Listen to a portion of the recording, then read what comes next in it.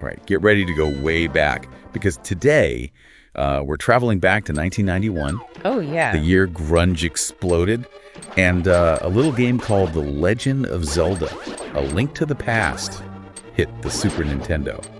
We are diving deep into this classic using these two really interesting Spanish language articles as our guides. Awesome. So get ready to find out why this game is still considered a total masterpiece, even decades later. I think what's really amazing is that A Link to the Past wasn't just a typical sequel. Yeah. It like totally changed things up. It brought so many new elements to the series that we consider like essential Zelda now. It's like the developers were like, hey, we've got all these awesome ideas. Yeah. Let's just cram them all in. Let's go crazy.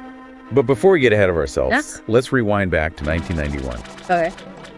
This was the first Zelda game on the Super Nintendo, and gamers were absolutely blown away. Oh, yeah. Can you imagine going from 8-bit graphics to the 16-bit world of the SNES? Huge difference. It was massive. It's like a whole new world. And the team, led by the legendary Shigeru Miyamoto, they had way more time and resources than ever before. They did. They even had a cartridge with like double the memory. It's crazy. The most SNES games, 8 megabits.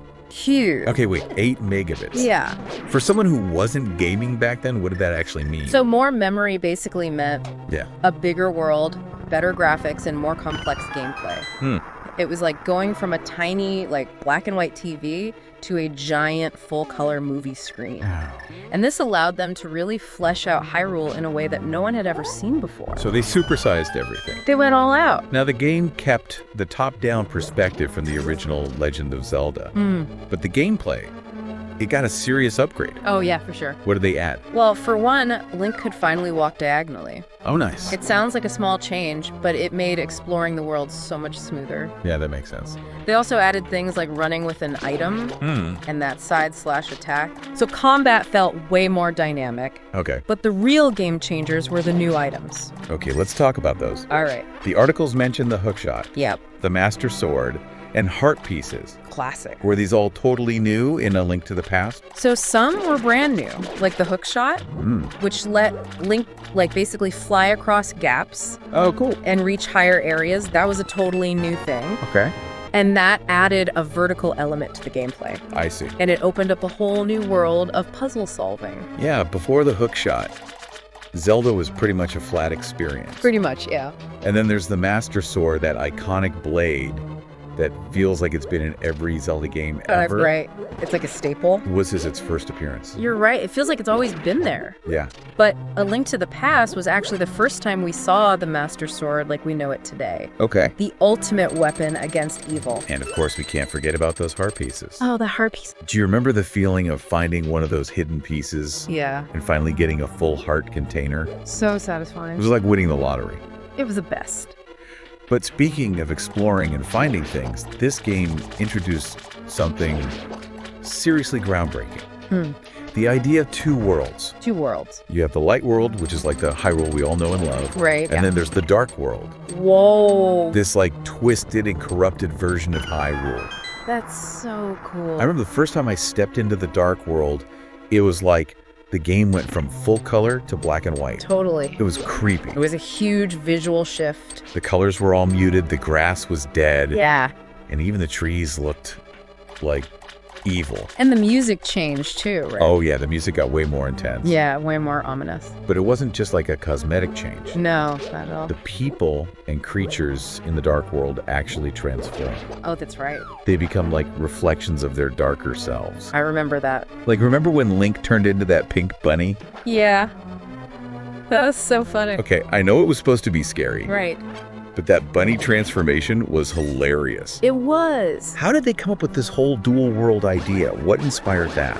Well, I think the idea was to create this contrast, like light and dark. Right. The light world is Hyrule in its purest form, while the dark world is like all corrupted by Ganon. Yeah. It added a whole new layer to the game, both visually and in terms of the story. Okay, so we have these two versions of the same world. Right. How do you actually travel between them? You travel using the mirror. The mirror. Yeah, it's this magical item that lets Link shift between the worlds. At specific points. Exactly. So it's not just a cool visual thing. No. It's like key to the gameplay. Absolutely. Some areas and puzzles could only be solved by switching between the worlds.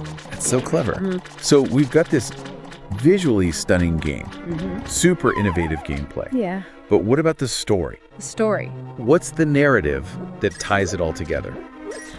Well, to understand what's happening in Link's time, Yeah. we actually have to go way back in time, like centuries before. Okay. It all starts with this thief named Ganondorf, Ganondorf, the classic bad guy. the ultimate villain. Yep. He manages to get his hands on the Triforce, which is like the source of all power in Hyrule. Right. But his evil desires, they warp the sacred realm. Hold on. The Sacred Realm. Yeah. For those of us who might not be totally fluent in Hyrule history, Sure.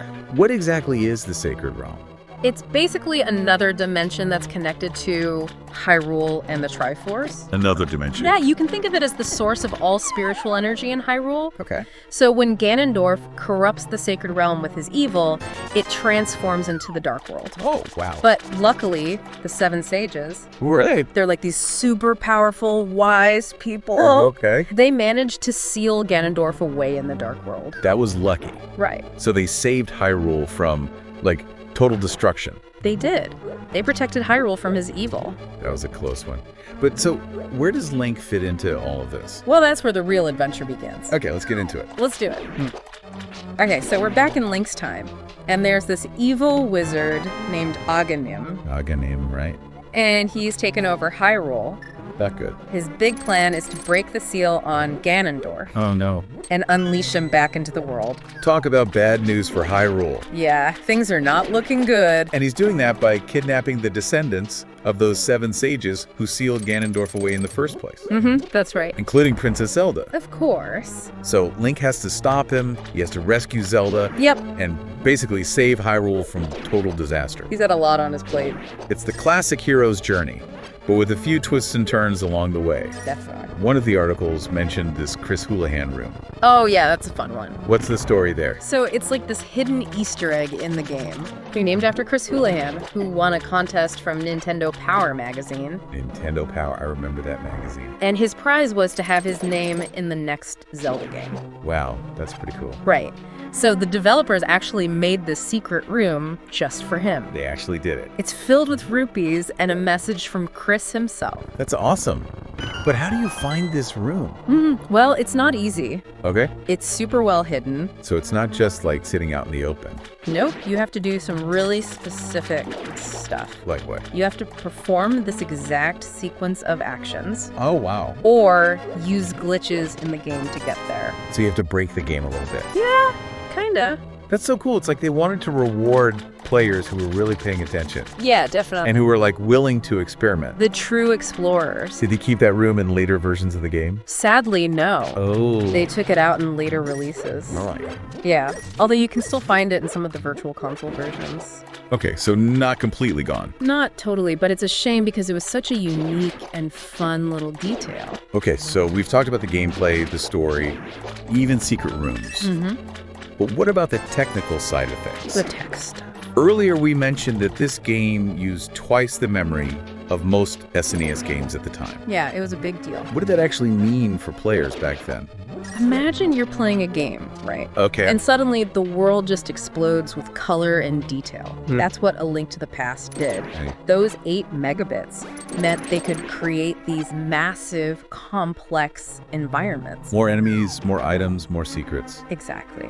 And the result was a game world that just felt so immersive. I bet it was mind-blowing for people at the time. Totally. Was it just the size of the world that changed? No, not just the size. What else? The graphics and animations were way better too. Yeah? The characters moved more smoothly. Right. The environments were richer, more detailed. Cool. And the special effects were more impressive. Like those visual differences between the light world and the dark world. Exactly. That kind of dramatic shift wouldn't have been possible without that extra memory. It really makes you appreciate how much work and creativity went into this game. Oh yeah, for sure. They weren't just throwing in more stuff. Right. They were using that extra memory to make a truly unforgettable experience. That's what it's all about. And they used some pretty clever programming tricks to squeeze every last bit of performance out of the SNES. They did. They were really pushing the limits. It's amazing what they were able to do with the technology back then. It really is. Speaking of impressive, the music in A Link to the Past is something I always remember. Oh yeah, the music is incredible. It's so memorable, and it really sets the mood. It's perfect. Was that all original music written just for the game? Absolutely. Composed by the legendary Koji Kondo. Koji Kondo? Yeah, he also did the music for Super Mario Bros. Oh, wow, he's a legend. And a ton of other classic Nintendo games. He really knows how to create melodies that are both catchy and emotional. Right, like that music in Hyrule Field. Oh yeah, I love that one. It's so upbeat and adventurous, but there's also this sense of wonder and melancholy woven in.